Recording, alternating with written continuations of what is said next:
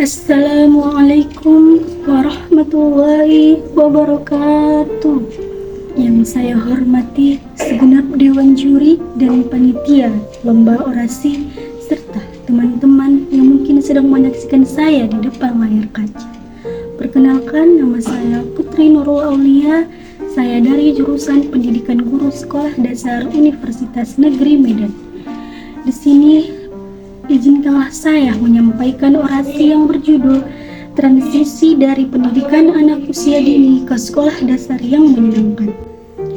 Tantangan perpindahan dari PAUD ke SD adalah isu yang mendesak pada pendidikan anak.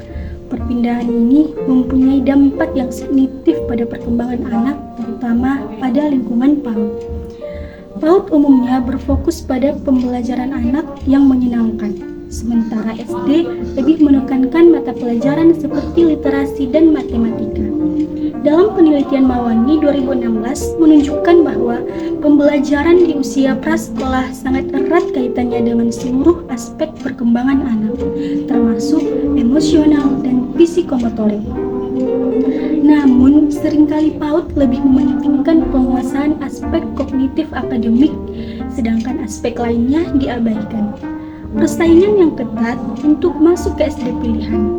Oleh karena itu, penting mempersiapkan anak sejak dini sebelum memasuki kelas pertama. Seperti yang diusulkan oleh Ramli 2003, keberhasilan anak tidak hanya diukur dari tingkah laku atau prestasi fisiknya, tetapi juga menyangkut perkembangan aspek internal dirinya. Dalam banyak kasus ini, isu transisi juga sering diabaikan oleh keluarga, terutama oleh orang tua. Orang tua lebih cenderung pada prestasi akademi anaknya.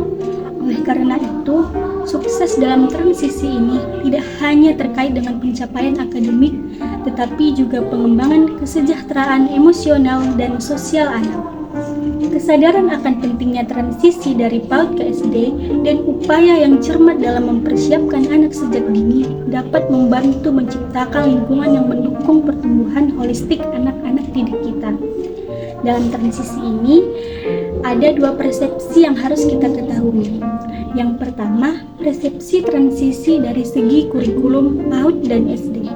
Dalam konteks kurikulum, perbedaan pendekatan antara PAUD dan SD dalam mengelola transisi anak ke sekolah cukup mencolok. Pendidikan anak usia dini seringkali menekankan pada pembelajaran yang berlangsung dalam suasana bermain sambil belajar.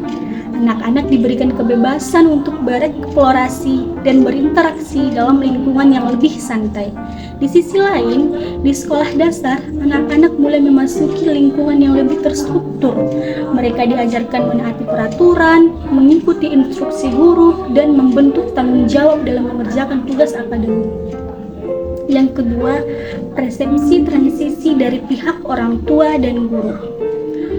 Orang tua dan guru memiliki peran penting dalam menilai kesiapan anak untuk bersekolah.